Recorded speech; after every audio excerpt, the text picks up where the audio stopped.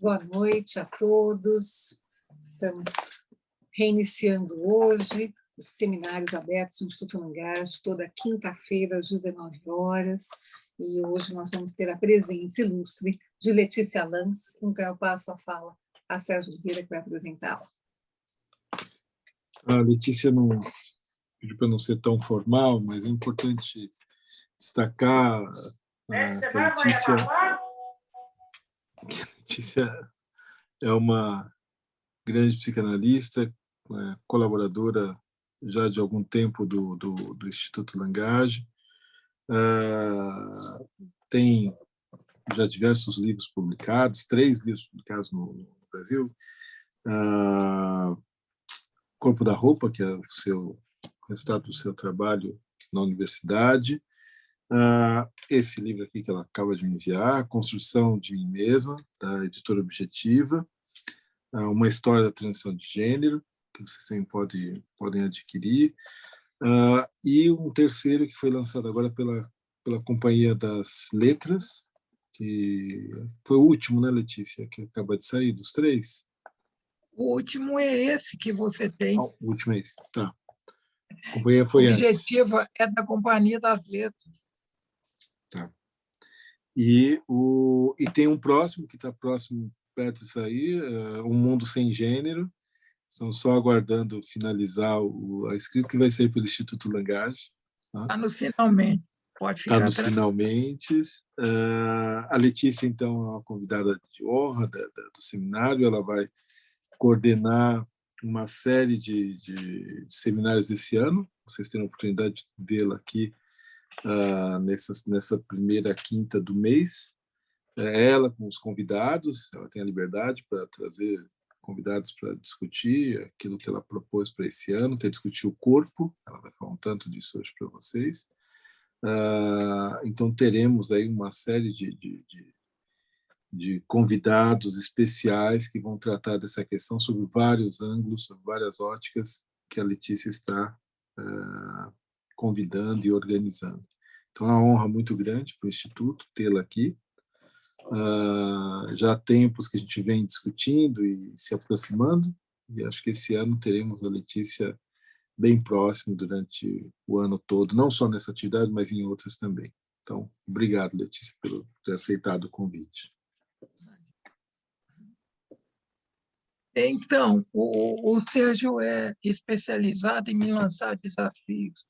Eu não sou capacitada para tudo, mas ele tem sempre essa generosidade de lembrar de mim para os desafios que ele cria, e ele é um criador de desafios, né? Poderia dizer que é um criador de casos também, mas ele lança o desafio e lança com muita garra, envolvendo as pessoas. Ele conseguiu me capturar nesse exercício mensal, ainda que com certa dificuldade, por causa de tempo, saindo, né, do atendimento e vindo para a atividade, eu comprei a ideia. E eu estava buscando exatamente o tema que eu devia trabalhar quando eu encontrei, num livro que eu estou lendo, uma citação de Nietzsche. E eu queria já compartilhar isso com vocês para não perder tempo. Está aqui.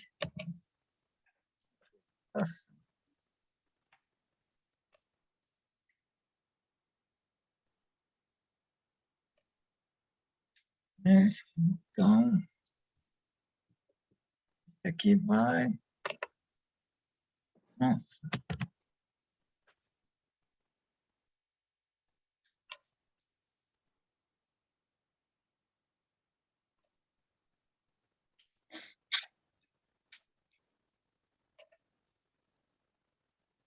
Então, o que está acontecendo aqui que eu não consigo... Tá compartilhando, Sérgio? Sim. Está compartilhando. Ok, mas eu não consigo colocar no modo grande aqui. Não apresentação, pode... né? O que está acontecendo aqui? Deixa eu ver. Eu estou passando para baixo em vez de... Cadê a... Pedro, você tem sugestão, Pedro? No cantinho da tela não tem o símbolo do... como se fosse um data show? Pois é que esse computador fez a atualização para o Windows 11 e eu não estou me... Então, uma outra opção, Letícia, seria ir lá em cima na barra e ver a apresentação de slides. Está vendo? Arquivo, Apresentação. página inicial, lá em cima, no meio da Deixa eu tela, tirar isso aqui. apresentação de slides. Vou tirar do caminho, apresentação Aí. de slides. Pronto. Do Do começo. começo. Pronto. Ótimo. Ah, perfeito. Deixa eu só tirar isso aqui do caminho. Pronto. Então, a citação de Nietzsche é essa que está aí. Eu vou ler com cuidado. Olha o que ele diz em A Gaia Ciência. O inconsciente, ele estava saindo de uma doença grave. Ele estava se recuperando. E aí ele escreveu isso. O inconsciente disfarce de necessidades fisiológicas sob o manto da objetividade, da ideia, da pura espiritualidade, vai tão longe que assusta. E frequentemente me perguntei se até hoje a filosofia, de modo geral, não teria sido apenas uma interpretação do corpo e uma má compreensão do corpo. Olha, essa frase me deixou pensando muito, porque ele fala filosofia de modo geral. E para um filósofo como Nietzsche, tudo era filosofia. A própria ideia de inconsciente ali, nós sabemos, não é aquela ainda formulada por Freud, mas já tem muitos dos elementos que Freud vai utilizar mais tarde. Quando ele diz, eu me pergunto se até hoje a filosofia não teria sido apenas uma interpretação do corpo, e completa, e uma má interpretação. Quando eu li isso, eu disse, oxa, o Sérgio me lançou aquele desafio, eu acho que aqui nós temos algo para poder explorar e conseguir fazer uma análise crítica muito boa, o corpo e suas representações. Eu pensei, então, que essa intervenção fosse para nós conversarmos sobre as representações do corpo, as possibilidades do corpo, né?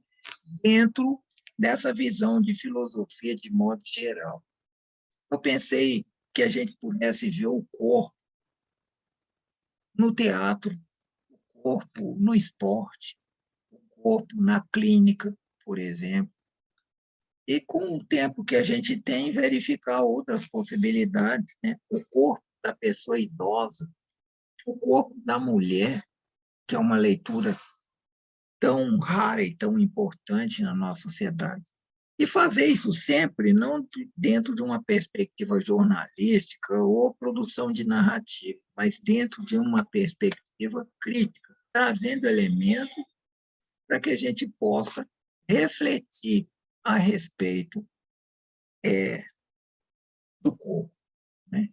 Então, a de hoje, essa primeira sessão, eu vou trazer uma contribuição que já está presente lá no meu livro, que o Sérgio citou, O Corpo da Rua, onde existe um capítulo chamado Simbologia, Significados e Transformações do Corpo.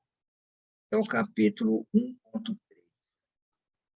Eu reuni elementos que estão ali, acrescentei outros e me lancei nessa aventura, né, de fazer uma reflexão junto com Nietzsche, e perguntando se toda a filosofia, de modo geral, até hoje, não teria sido apenas uma interpretação do corpo e uma má compreensão do corpo, incluindo aí a própria psicanálise.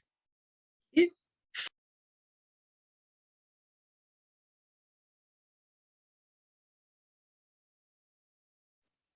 O microfone fechou, Letícia. isso é bom. Então, eu quero começar desse videozinho que diz muito quando eu falo do corpo e das representações. Esse vídeo que, para mim, é uma obra-prima. Ele é fantástico, porque eu acho que ele fala de tudo que eu quero trazer aqui para o debate. Então, lá, observem essa criança, bem na fase do espelho. Ela volta, olha, e ela volta de novo para ver quem está atrás. Letícia, a gente não está vendo o vídeo. Não sei, não está Não está? compartilhando. Não. Eu compartilhei.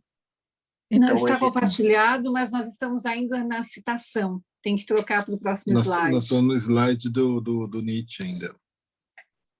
engraçado, aqui eu já troquei. Meu Deus. Tenta Vamos ver. descompartilhar a tela e compartilhar novamente. Às vezes acontece isso. Tá. Então, o que eu faço? New share? Não. É interromper o Fechar. compartilhamento de tela. Stop share. Pronto. E agora começa a compartilhar novamente. Isso? Pronto. Isso. Vamos ver, então, se aparece o vídeo em seguida. Apareceu? Apareceu. Então, vamos ver o vídeo.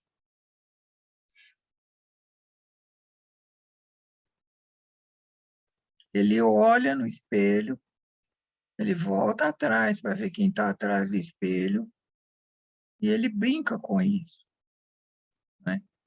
Eu acho um primor, porque aí está começando a construção do corpo, né? A identificação, a propriocepção do indivíduo a partir da fase do espelho. Então, a gente pode ver que ele está se projetando ali naquele espelho, começa o sistema de projeção desse imaginário social, que funciona como esse imenso depósito de modelos de identificação, né? Esse espelho tão grande, onde a gente vai se identificar com aquilo que a sociedade nos propôs como formas de identificação.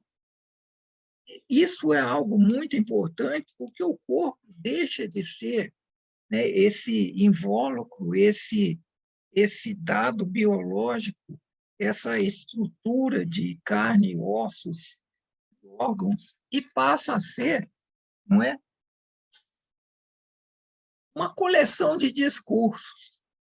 Essa própria imagem que nós temos aqui, né, de uma parte esquemática dos músculos do corpo humano, isso é um discurso, né? É um discurso médico, onde cada músculo tem um nome, né? Tem uma localização, tem uma função específica, né? Então, aquela criança, ao olhar no espelho, ela está se identificando com toda essa coleção de discursos que a sociedade tem para nos oferecer. Na verdade, o corpo biológico, ele existe como uma base em cima da qual, nesses discursos, vão produzir o corpo, que chamamos de corpo. E por trás da aparente materialidade não existe nada mais sociopolítico, econômico e cultural, numa palavra, discursivo, do que o corpo humano. Como a Judith Butler nos lembrou, de uma maneira muito especial. Então, eu começo aqui o corpo e suas representações com uma referência muito importante para nós na psicanálise, que é o corpo da histérica. E estou cotejando ali com o corpo da bailarina. Ambos os corpos são discursos. Ambos os corpos traduzem filosofias. Ambos os corpos falam do corpo enquanto um elemento reflexivo da maior importância. Perde a sua característica, né, de uma entidade biológica para ser isso que está aqui. O corpo da histérica é prisão, é doença, é dor, é tristeza, é contração. O corpo da bailarina é casa, é saúde, é prazer, é alegria, é descontração. E é o mesmo corpo. Por que essas duas leituras distintas? que nos leva, né, a essas duas concepções tão opostas? Aquela criança olhando para o espelho certamente viu ali uma série de respostas que ele só vai conseguir entender ao longo da vida, né? O corpo como um conceito inteiramente naturalizado e reificado, ou seja, coisificado. E coisificado não no sentido biológico que ele já traz, mas coisificado em termos de produções culturais. O que chamamos de corpo está longe de ser o corpo real. Tanto que o corpo da histérica não é o corpo, é o corpo da histérica. Assim como o corpo da bailarina não é o corpo da bailarina, né? Porque, como já dizia, eu acho que é Lamartine Babo, quem descerrar a cortina da vida da bailarina vai ver que ela não é aquilo tudo que a gente acha que é. E numa versão mais recente de Edu Lobo e Chico Buarque, num balé feito aqui para o Teatro Guaíra, chamado Grande Circo Místico, ele narra a bailarina, não é? Procurando bem, todo mundo tem pentelho, só a bailarina que não tem. O corpo original é permanentemente atravessado pelas representações do dispositivo binário de gênero, em primeira instância, e os seus conceitos de corpo, sexo, gênero, orientação sexual. De tal forma que o que nós chamamos de corpo não é um corpo real, mas um corpo representação do corpo, inteiramente concebido e construído pelo imaginário social, invadido o tempo todo pelo constante bombardeio da carga pesada do simbólico. O corpo físico e o corpo cultural. O corpo físico, que é o corpo biológico, que a gente tenta dizer que é o corpo tal como é, né?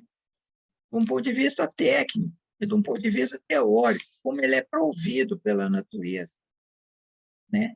Ainda assim, todo idealizado, porque esses dois personagens aqui, eles são representações idealizadas, eles são discursos do corpo humano que a grande maioria das pessoas não tem a apresentação que eles têm aqui, né? Eu acho que eles retocaram tirando o cabelo. Agora, o curioso é que nenhum dos dois tem sexo nessa apresentação, né? Os nossos corpos são profundamente afetados por nossas experiências sociais no espelho do imaginário social, assim como pelas normas e pelos valores dos grupos que nós pertencemos. De tal maneira que o corpo físico, na verdade, ele desaparece inteiramente debaixo do corpo cultural. Essa própria imagem que eu estou chamando aqui de corpo físico, ela é um corpo cultural. Porque a cultura força o corpo humano a incorporar e a representar significados sociais, ao mesmo tempo que naturaliza esse processo, a fim de que a incorporação de significados pareça ter sido, né, uma simples herança biológica. Por exemplo, como a que se faz quando se confunde sexo com gênero, e quando existe, em pleno século XXI, quem defenda que o gênero, que é uma produção cultural de primeira hora, seja uma herança biológica. Eu gosto muito dessa visão de Foucault, o corpo como resultado do jogo de poder. Para Foucault, o corpo está diretamente dentro do campo político, né?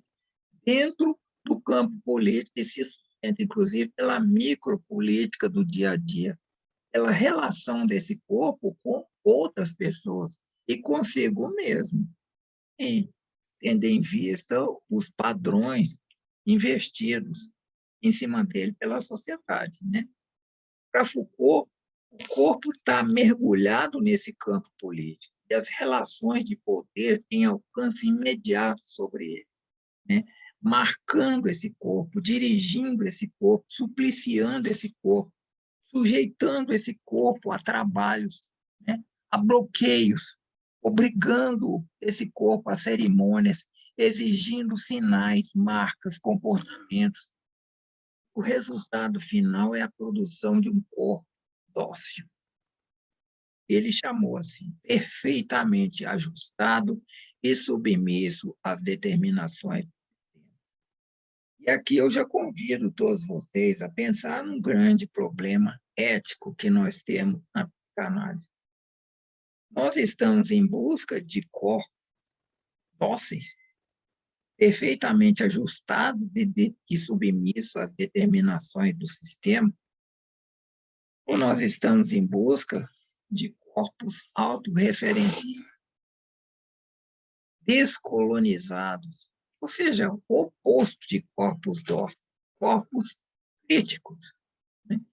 E ali eu coloco uma imagem que eu adoro, que é um detalhe do quadro O Jardim das Delícias Terrestres, o sistema devorando as pessoas. Eu acho fantástico, eu vejo o corpo e suas representações. O corpo foi a primeira roupa que eu vesti antes mesmo de chegar a esse mundo, e que aqui deixarei ao deixar a vida, quando essa roupa não me servir mais. Vivo em minha própria casa, jamais imitei algo de alguém, e sempre ri de todo mestre, que nunca riu de si também.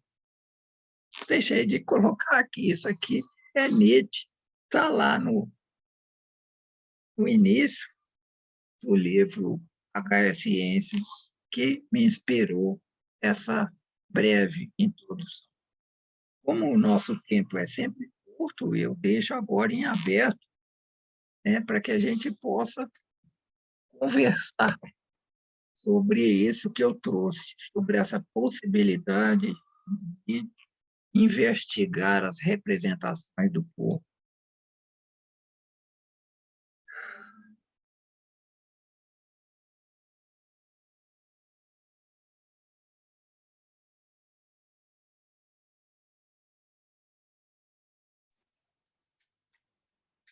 Muito bem, Letícia.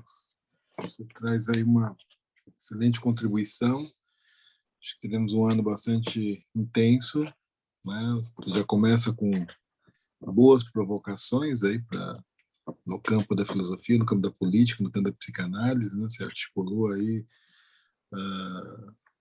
várias leituras do corpo, e eu acho que é um momento importante para se tratar dessa questão, né? A gente vinha discutindo já um pouco antes o quanto também dentro do campo da psicanálise o corpo não ocupa um lugar de muito destaque, né? Então temos um tema, uma questão que vale a pena ser bem explorado, bem discutido, bem trabalhado, e você com certeza é a pessoa ideal para trazer essa questão à tona neste ano. Vamos ver o que as pessoas acham. Vamos ver o que elas têm a nos dizer da proposta. Aberto para colocações.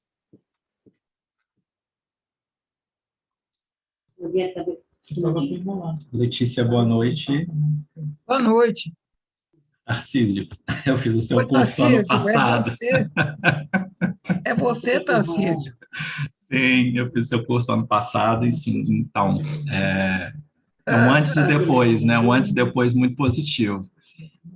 Curiosamente, eu estava lendo nessas férias, no final do ano, uma autora, que é a Michela Marzano. Ela tem 2 livros publicados pela edição PUF, francesa, que é A Filosofia do Corpo e Pensar o Corpo. Olha. Então, eu acho interessante fazer a junção dessas 2 obras em uma síntese, tem muito a ver com o que você trouxe para a gente, né? Eu tomar a liberdade de ler e fazer uma provocação no final, eu queria te ouvir, como sempre, né? Ela fala assim: o corpo é o nosso destino, não porque o ser humano não seja livre para escolher a vida que mais lhe convém e esteja geneticamente determinado a realizar, certas tarefas e não outras, por causa de sua natureza corporal, mas porque, independentemente de qualquer escolha e decisão, o corpo está sempre presente, insuperável, para melhor ou para pior. Eu me pergunto o que sou eu, escreve Antonin Artaud. Não eu no meio do corpo, pois sei que sou eu que estou neste corpo e não outro, e que não há outro eu além do corpo, nem no meu corpo, mas em que pode consistir este eu que sente o que se chama ser um ser porque tem um corpo. Todo mundo é seu corpo, enquanto o possui. Todo mundo tem seu corpo, sendo um. É o corpo que nos recorda constantemente a nossa finitude, a nossa fragilidade e que nos prega. A realidade submetendo-nos aos constrangimentos do quadro espaço-temporal e existencial em que evoluímos. Mas é também o corpo que nos permite saborear o mundo e habitá-lo, experimentar emoções e paixões, conhecer os outros. Relação diferente e muitas vezes podem abordar sua corporeidade de forma ambivalente. O corpo é cada vez mais visto como objeto de representações, manipulações, tratamentos e construções culturais e médicas.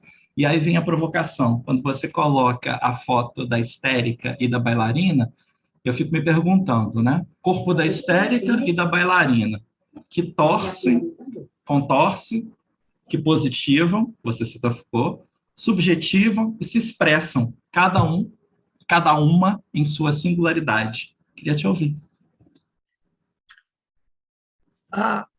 É uma leitura bem legal, realmente coaduna com o que eu tenho trazido aqui, mas uma palavra lá no início me prendeu, eu quase que não ouvia o resto, quando ela diz assim, não que a pessoa não seja livre para escolher. Então, eu queria começar questionando essa liberdade, sabe? Porque, embora a sequência de tudo que ela diz tenha sentido, ali eu agarrei, porque nós não somos livres. E a colocação que eu fiz, final, ali, quando eu coloco Foucault, é da produção desse corpo que você traz de volta quando diz a bailarina e a histérica, porque são duas produções culturais. A histérica não é histérica fora de uma sociedade, fora de uma época, fora de um contexto. E a bailarina também não. Ambas pertencem a uma cultura, a uma época. Elas são produções culturais. E aí é que vem a parte lá do Foucault, que nos aborrece. Nós somos livres para escolher entre ser bailarina e ser histérica. Existe essa liberdade? Eu me pergunto isso, Tarcísio, todo dia na clínica, quando eu me deparo com pessoas, que você vê que a escolha é tão limitada, que não dá para dizer a essa pessoa, você é livre, você tem esse livre-arbítrio, né, que a Igreja Católica construiu, inclusive, como a base de doutrina. Ela não tem isso. Ela não pode fazer essas escolhas. Ela não tem como escolher. E ela foi dosificada a tal ponto, né, que ela não consegue mais ter uma visão crítica nem de si própria. Então, toda a minha meta dentro da clínica tem sido recuperar, fazer isso que ela propôs, sabe? Construir uma filosofia do corpo a partir dela, no lugar dela, na construção dela, e resgatar o que ali? Resgatar uma possibilidade de eros, sabe? De gozo, de prazer em plena dor. Em plena dor. Que eu tenho visto como a única possibilidade nossa, né? Com 2 anos de pandemia pelas costas, com uma governança que não vale a pena nem mencionar, e com uma guerra agora, com tudo para ser uma guerra mundial. Então, o que nós podemos fazer é relaxar e gozar, né? Dentro de um gozo possível, porque Eros já levantou da mesa há muito tempo, ficou só Thanatos. Então, Eu vejo assim, a possibilidade bailarina e a possibilidade de histérica não são escolhas. E quando a gente estuda, inclusive, né, a histérica como produto de uma época vitoriana em que as mulheres daquele nível, porque as operárias não tinham histeria. Aquilo acontecia na classe média alta, por causa de quê? Né? São valores, elas são produto daquela cultura, assim como a bailarina, né? Que eu lembrei aqui de Lamartine Babo, quem descerrar a cortina da vida da bailarina vai ver que não é nada daquilo. Então, são produções culturais muito fortes. Nós mesmos, que nos chamamos de psicanalistas, nós somos produções culturais, né? Muito fortes, muito fortes. Há quem acredite piamente na doutrina do sujeito suposto saber. E nem é suposto, não, é do certo saber mesmo. Saber da filosofia de Corp, Michel Amazon e Pensée Lecoq, os dois. Obrigado. Michel Amazon, ela é francesa ou italiana? Ela é italiana, Letícia. A complicação é que é em francês, essa. Isso.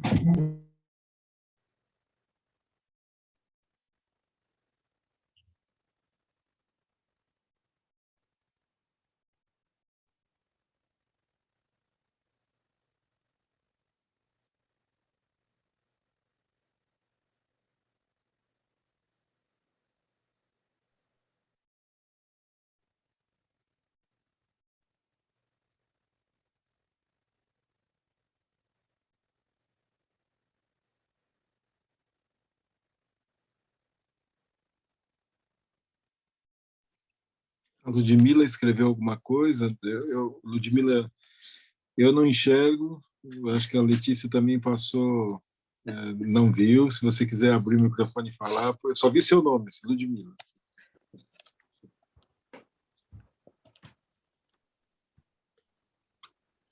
Oi, Sérgio. Oi, Érica. Oi, pessoal. Olá. Letícia, boa noite. Boa Desculpa não noite. abrir a câmera, eu estou em trânsito. Tudo Mas bem? estou ouvindo tudo bem, Letícia. E você, como vai? Eu vou ótimo. Você? Ótimo, obrigada.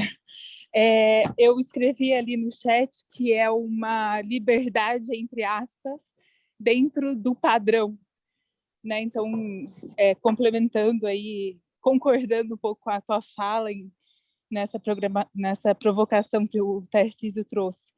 É uma falsa liberdade, né, Letícia? E uma falsa liberdade é o quê, Lud? Não é liberdade. Porque nós conquistamos também essa capacidade enorme de relativizar as palavras, né? Então, eu gosto muito daquele termo do macaco Simão, né? Aquele cara da Band aí, ele é muito interessante, que ele fala que nós, como é que é? Tucanamos a língua. Isso, naturalmente, é um eufemismo, né? Meia liberdade, o que é? Né? Falsa liberdade, o que é? Então, nós precisamos de ter coragem, que não é liberdade. E eu vou mais longe. Eu acho que os corpos não são livres mesmo. Eu retomo aquela fala do Freud. Se você deixar os corpos livres por conta deles, eles vão fazer em liberdade, ou liberdade falsa, como a nós temos. Eles já fazem o lixo que faz. Se soltar tudo, acabou. Então, eu acredito na sociedade como um sistema organizado. Sim, é necessário. Né? Eu me lembro que você não pode pensar a sociedade sem pensar a norma que fundamenta o funcionamento da sociedade, a norma que dispõe sobre os corpos.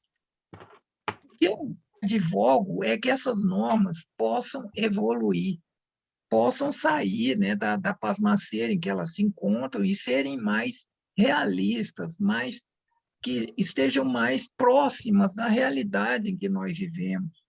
Porque hoje nós estamos aqui, por exemplo, discutindo os corpos, a liberdade dos corpos, a escolha que eles têm, numa sociedade que já criou o metaverso já é uma realidade no exterior, não é? O criador lá do Facebook, do Instagram, já lançou o metaverso, onde você pode existir 24 horas dentro de um universo totalmente é, é, é, virtual. Qual que é a realidade daquele universo? Não que o nosso universo seja real, porque essa é uma grande preocupação, não se chega ao real, né? Não se chega ao real. O real ele é invadido permanentemente pelo simbólico. E o simbólico ele é um porta-voz contínuo do imaginário social. O que é o real? Eu me lembro lá do Tao Te Ching, onde ele diz que o Tao, que é o Tao, não pode ser expresso com palavras. E esse real que nós descrevemos, esse corpo do qual nós falamos, ele só pode ser descrito com palavras. Ele não existe como corpo, né? Inclusive, uma das grandes propostas é justamente descolonizar esse corpo. Mas como? Se tudo que nós temos coloca esse corpo cada vez mais colonizado. Cada vez mais a Matrix é uma realidade. Então, essa é uma dificuldade concreta, viu, Ludmila? Nós encaramos, primeiro, que a liberdade absoluta, como querem os liberais aqui no Brasil, então, esse discurso de liberdade, ter liberdade até para não tomar vacina, né?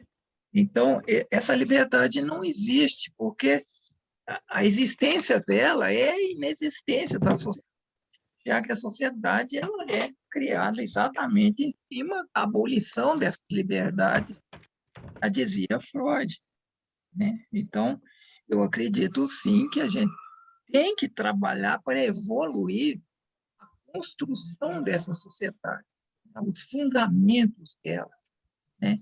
As idealizações que ela tem, passar em revista todas essas propostas, né, arquetípicas que estão aí dentro do nosso imaginário social. A Josi escreveu uma coisa aqui, mas eu perdi. Ela está aí? Pedro, você pode ajudar? Oi, estou Oi, Josi. sim. Então, Josi, você escreveu algo, eu li, mas eu fiquei respondendo a Ludmila, né, debatendo com ela, e perdi. Você escreveu alguma coisa muito importante. Você pode repetir, por favor? A internet dela não. Parece. Tente desligar o vídeo, Maria Oi. Josi. Boa noite. Desligue Quando isso. desliguei. Quando fala sobre o aprisionamento, né? Eu pensei em ilusão, mas o que eu escrevi foi o seguinte: são corpos presos num tempo e num espaço de história e de cultura, porque tem a cultura, mas a gente também tem uma história, e a gente está preso a isso, né? E aí, quando se fala nessa falsa liberdade que a colega trouxe, e você fez uma colocação maravilhosa, eu fiquei pensando na ilusão, né, Letícia? Eu não sei se tem a ver com a ilusão de termos Totalmente, uma liberdade. totalmente, Né? porque não sei se nós podemos chamar de liberdade a liberdade de nós nos movimentarmos dentro dos parâmetros que a sociedade nos oferece, e onde, se nós seguirmos a fala do Foucault, nós somos corpos dóceis, porque estamos perfeitamente adaptados a essa sociedade. Se não estivermos, a nossa luta vai ser grande, não é? Porque nós não vamos atender os padrões. Agora, o que eu digo é que os padrões dessa sociedade, os padrões que você traz como padrões históricos, geográficos, claro, uma cultura ela sempre acontece numa determinada época, num determinado lugar. É a partir das relações de poder que se estabelecem naquele lugar que surge a base do que nós chamamos ordem vigente. E, normalmente, quem detém, né, o poder estabelece as bases dessa ordem vigente. Então, nós temos no mundo contemporâneo, coisas terríveis dentro do imaginário social. Por exemplo, vamos tomar um tema bem simples, o corpo da mulher. Ela não tem direito de decidir se quer ou não estar grávida. E ela tem obrigação de criar, né, o bebê que ela gerou sem querer, porque a sociedade também não apoia em nada, né? E os homens abandonam o lar sem que lhes aconteça nada. Então, a mulher está submetida a uma liberdade permanentemente censurada. Ela é colonizada até no seu útero, né? Então, dizer que a mulher é dona do seu próprio corpo, meu Deus, em que sociedade você pode dizer isso? Dizer que ela é dona do seu próprio tempo, meu Deus, a maior parte das mulheres cumprem 4 expedientes, 2 em casa e 2 na rua. E durante a pandemia foram os 4 dentro de casa. Isso eu tomei o exemplo só da mulher. Tome o caso do negro. Como é que você pode imaginar uma sociedade que estabelece critérios de diferenciação entre pessoas a partir da cor da pele? Para mim, isso é uma coisa que não dá nem para entender. É a mesma coisa que dizer que a diferenciação que nós temos básica hoje entre homem e mulher é um órgão genital. E continua sendo. Continua sendo. Né? E a mãe comemora quando vê. Né? Se ouviu, doutor? Ah, vi sim. Então ela já sabe que se viu, viu um tênis. Se não viu, tem vulva. Né? Aí ela não comemora tanto. Ela fala, nascendo com saúde, né, doutor? Porque a mulher ainda é, né, esse ser que já nasce podado. Ele já nasce sem pênis, mas ele nasce, sobretudo, sem falo, sem lugar de fala. E tudo que ela conseguiu até hoje foi com muita luta. Então, é isso mesmo que você colocou, viu? Esse eu quis recuperar a sua escrita. Assim como veio uma outra escrita agora, eu fico prestando atenção e não consigo ler. Você podia segurar aí, Pedro. Qual que foi que Tem uma veio agora? pergunta que acabou ficando um pouco perdida lá no início. Eu vou retomar aqui. Por favor. Deixa eu só subir. Foi uma pergunta do Vitor Gabriel. Ele Isso, colocou assim: também. de certa forma, Freud já não defenderia essa espécie de coisificação do corpo quando ele introduz o conceito tribe, visto que a pulsão ou impulso seria tudo menos um instinto biológico. Com certeza, com certeza. Inclusive, eu vejo essa pulsão como o instinto modificado pela cultura, certamente. Dito da maneira mais simples possível, que as pessoas possam entender, toda a nossa carga instintiva é modificada pela cultura. E isso já é um processo de colonização. Isso já é um processo de confisco de liberdade. Então, eu não entendo esses discursos que vêm assim, não, porque não, estão tirando a nossa liberdade. Que liberdade você tem dentro da sociedade? A liberdade de se movimentar dentro de parâmetros. Parâmetros esses que a maioria hoje estão completamente ultrapassados, o que causa um sofrimento enorme dos indivíduos. Né? Então, se você pegar temas ousados como corpo e depressão, eu estou me vendo agora envolvida num debate assim que eu desavisadamente lancei na internet. E a internet é um domínio em que as pessoas não trazem contribuições fundamentadas, né? Tudo na base do achismo. É um narcisismo primário da pior qualidade. Se você contesta, inclusive, a pessoa vira fera com você. Eu publiquei que, numa pesquisa séria, que eu publiquei a pesquisa, publiquei a fonte, não é? De 10 pessoas que usam antidepressivos, apenas 2 se curam. A pesquisa diz o seguinte: um grupo grande, não é de 2, 3 pessoas, foi submetida ao uso de um placebo. E outro grupo foi submetido a diversos, foi submetido, desculpe, a campainha estava chamando aqui e eu fiquei desperto. Um grupo foi submetido a placebo e outro grupo foi submetido a diversos tipos de antidepressivos. O que eles concluíram? O grupo que recebeu o placebo, de 20% a 40% se curou em 6 meses. Isso pessoal que tinha depressão de média para alta. E o grupo que recebeu o antidepressivo foi de 40% a 60%. Então, você vê, descontando os 40% do primeiro grupo, sobra 20% que realmente não se beneficiou do uso de depressivo. 20 em 100 é 2 em 10. O que significa que 80 não se beneficiou dentro de uma norma, um estudo científico baseado nas estatísticas. Mas tem gente que não aceita isso, nem a poder de reza forte. Da onde você tirou isso? É mentira. Não faz a sua pesquisa, poxa. Contesta os autores da pesquisa publicada na Lancet. Não foi publicado em qualquer lugar. Não é? É um local de muito prestígio médico. Então,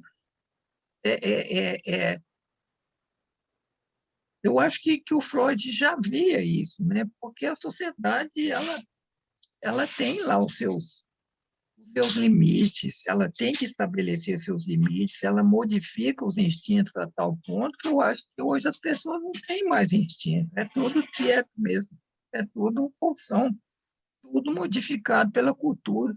Não daria conta de sobreviver a uma guerra nuclear, né? Então, mas debate é bom, né, gente? É bom. Ele tem material para...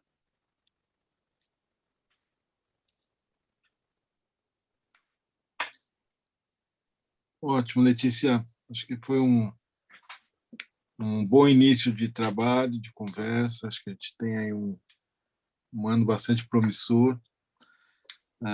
Fico muito feliz de te ter aqui nesse espaço. Então, toda primeira quinta do mês, a Letícia estará aqui, né, com ela ou com convidados, tratando dessa temática esse ano. E espero que vocês também compareçam, que venham, que falem, porque esse é um espaço aberto, livre, para discutir, para pensar. Não é, né, como a Letícia diz, na sua dimensão superficial, jornalística. A Letícia tem esse cuidado, essa preocupação de sempre trazer de forma bastante precisa e aprofundada as questões que ela propõe, e também de forma polêmica, que acho que isso é importante, né, para fazer pensar, para fazer que todo mundo possa também se colocar em trabalho e voltar daqui a um mês com questões, né, para poder produzir junto, para poder falar também. Então, temos esse formato do Instituto, que é 30, 40 minutos de fala e mais 20 minutos de discussão, 20, 30 minutos, que é o formato que a gente tem para trabalho nesses seminários. Então, agradeço enormemente a sua presença. E o seminário de hoje, como todos os outros, vão ficar disponíveis no canal do YouTube do Instituto Manguage. Então, vocês podem divulgar, assistir novamente. Então, isso vai acontecer a cada semana. A gente passa o link para você também, Letícia, para você colocar lá, disponibilizar. Tá bom? E, como eu te falei, eu sempre deixo lá no meu blog o resumo que eu faço nos slides. Quem quiser, é só entrar lá no blog e baixar em PDF, viu? Sempre depois de cada sessão. Eu não combinei com o Sérgio da gente não apresentar agora nenhum no próximo nós faremos isso ou aquilo. Vamos deixar vocês em suspense também. Nós temos um campo enorme para conversar sobre corpo, né? Escolhemos um teminha, né, Tarcísio?